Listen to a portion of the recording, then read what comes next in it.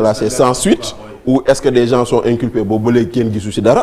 Donc loolu mooy enquête yi bougé wul te pendant ce temps au même moment quand ça touche à des opposants affaire bi day doon fast track. day gaaw. non loolu je suis pas d'accord. Ah mais c'est le constat que les gens font. Non je suis pas d'accord. Mais oui mais c'est un constat. Non dinaa ci tontu bon d'abord man dégg naa fi ñu justice woo ci affaire Covid bi. On est en phase d'enquête. waaw loolu laa mais phase d'enquête ñu ngi leen di woo di saytu. ñuy dem di tontu di indi ay kayit. Mbirum détournement du lu gaaw. Vraiment c'est pas quelque chose de facile. Donc man aussi xam nga lu ñuy wax présomption d'innocence dafa am. C'est pas parce que rek nit ñi dañ leen tudd rek que dañ leen war a jëlee ci saa si ñoom dugal leen ci kaso bi. C'est ci lu nga xamante ni dañ koo foog bind ko ñoom ñu am droit wu défendre seen bopp. Je crois que ñu ngi ci processus boobu. Sénégal nag dañoo am habitude opposition bi ak une partie de la société civile saa yu décision de justice favorable à des gens du pouvoir ñu ne la justice est aux ordres saa yu justice décidé en faveur de l'opposition ñu ne tekk duñ def commentaire loolu nag xam nga dafa doy waar mais muy force Covid muy leneen le bilan matériel immatériel de Macky Sall c'est quoi c'est les économies sur des milliards qu'on a réalisé sur le train de vie de l'État yow xam nga ci dara yaa ngi woon ci état bi xam nga ne léegi am doo nekk directeur rek am oto doo nekk ministre rek am indemnité de logement doo nekk ab secrétaire général rek am téléphone boo xam ne fu la neex nga woote téléphone yi wàññi nañ ko ndox mi wàññi nañ ko oto yi wàññi nañ ko loolu yëpp c'est des économies yoo xam ne nit ñi dañ ko yëg peut-être mais lu ñuy injecté waat la ci investissement bi le bilan immatériel c'est pas parce que je suis égocentrique mais c'est de voir le frère du président être convoqué à la police être convoqué à l'OFNAC et au niveau de la justice avant kat suñu xarit Karim assemblée rek lañ ko woo réew mi bëgg a tas ñaar ah kon xam nga ne kon xam nga ne réew mi changé na le bilan immatériel de Macky Sall c'est aussi ce rayonnement de sa gouvernance au plan panafricain au plan mondial et donc son rayonnement. Oui, son rayonnement et le rayonnement du Sénégal parce qu'il porte l'étendard. Il faut que nous d'accord sur une affaire. Le président a fait une erreur politique que je répète tout le temps qu'il est en train de payer, c'est d'avoir dès que mu ñëw combattu une opposition et de suite mettre le désert.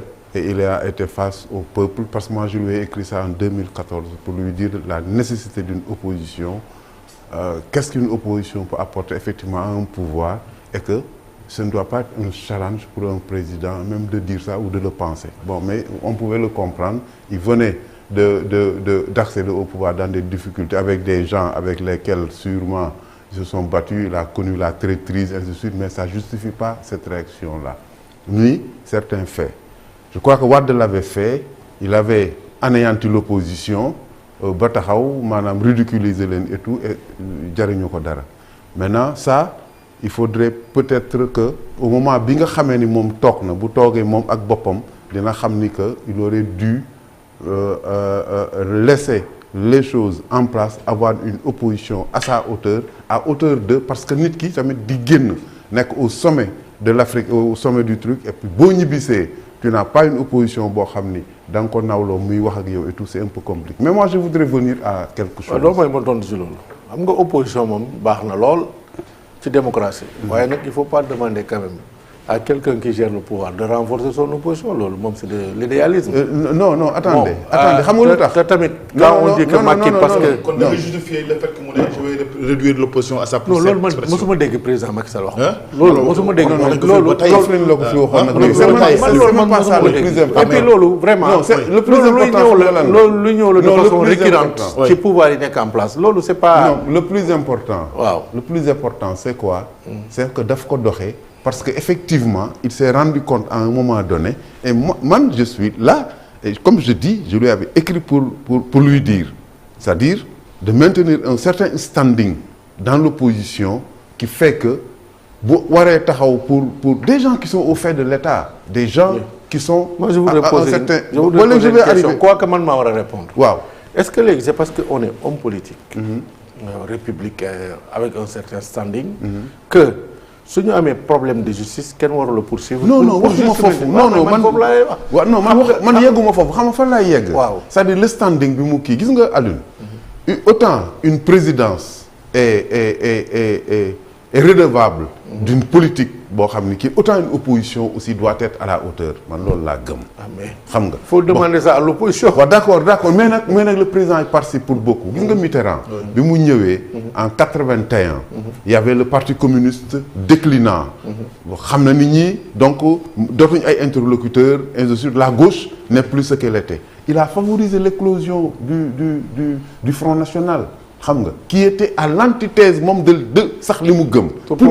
pour pouvoir avoir un deuxième mandat. non pas seulement. et je ne crois pas pas seulement que favoriser le Front National est un exemple à répéter ici au Sénégal. Non man je parle pas de l'idéologie mais de former en tout cas maanaam de donner de former d'avoir un pôle au moins nga xam ni dafay constituer une opposition xam na ni le parti communiste daanu na la droite est là-bas l'extrême droite est là. di monter en puissance donc immigration bi xam nga comment on appelle ça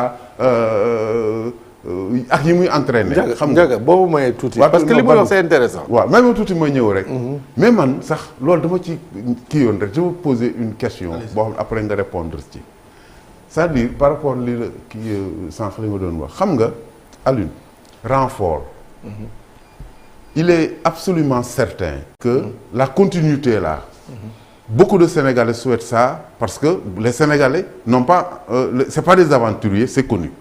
Bon, mais il y a un grand mais, c'est-à-dire vous, est-ce qu'il y a dans ce renfort-là des réformes institutionnelles majeures yoo xam ni qui vont impacter la démocratie?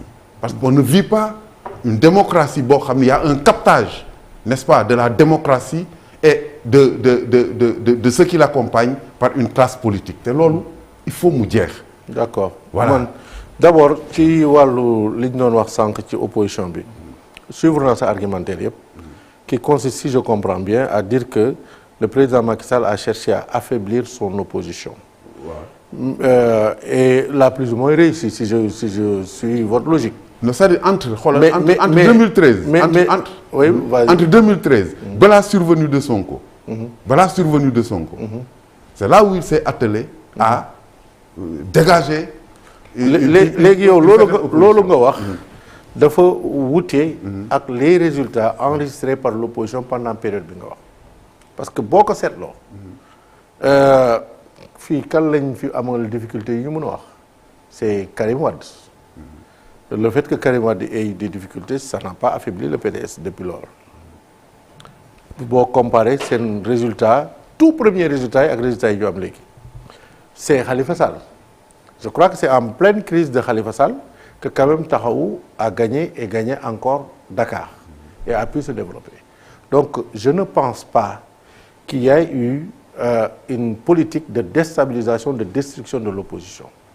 Au contraire. Mais homme politique da nga nekk aussi citoyen war a faire face à la justice waruloo rek làqatu ci opposition républicaine personnalité politique kenn warula laal loolu suñ ko toppee loolu moo indi logique boobu moo indi tey ji nga am 300 candidats parmi ces 300 candidats bëri na lool ñu ci bokk suivre naa li nga wax léegi li ngay wax ci renfort je comprends bien renfort mooy mouvement bi mu mettre en place bon d'abord waa renfort yëpp waa APR lañ c'est-à-dire ñun képp ku dugg renfort première condition bi mooy tu milites à l'APR loolu il faut que nit ñi xam ko c'est-à-dire que man kay xëy na dama weex donc rek mais li yeneen gars wu APR def rek laa def ñoom ñëpp ku ci nekk am sa mouvement ak sa club ak say xarit man leen ma am sama bos man nag sama bos dama ko utal tur waaye am na ñoo xam ne ci suuf la ñuy ruumanaat man nag sama bos dafa feeñ renfort c'est pas un mouvement politique à part c'est l'APR seulement dañu am ñun démarche qui consiste à dire il faut organiser l'écoute par rapport aux frustrés. Il faut organiser l'écoute par rapport à ces nombreux sympathisants du président Macky Sall et de Benno, mais qui n'ont pas de cadre d'expression et d'épanouissement. Il faut leur offrir ce cadre. Il faut aussi organiser l'écoute et le dialogue avec ceux qui sont contre nous, mais qui pour la plupart du temps, c'est parce que amuñu information wala amuñu ko ñu waxal. Loolu mooy démarche bi maintenant ci biir démarche boobu nag dafa am identité bu ñu am. Xam nga APR bon membre international libéral la président Macky Sall c'est un libéral man nag APR laa bokk waaye duma libéral. Vous êtes un parti citoyen. waaw waaye daal vraiment. identité parti bi plus ou moins c'est un parti disons libéral. waaye comme tu dis ci biir nag ñëpp a ngi ci biir. man nag ci biir bi ma ci nekk dama am une sensibilité de gauche. donc man ñi ma àndal créer loolu dañu am une sensibilité de gauche te c'est pas question courant mais bu doon suñu sago sensibilité de gauche bi nga xam ne président Macky Sall donte libéral la waaye moo ko gën a am ñëpp. loolu dina am doole ci sunu démarche yaa ngi wax waxu réforme tey jii dans le cadre du PSE bu doon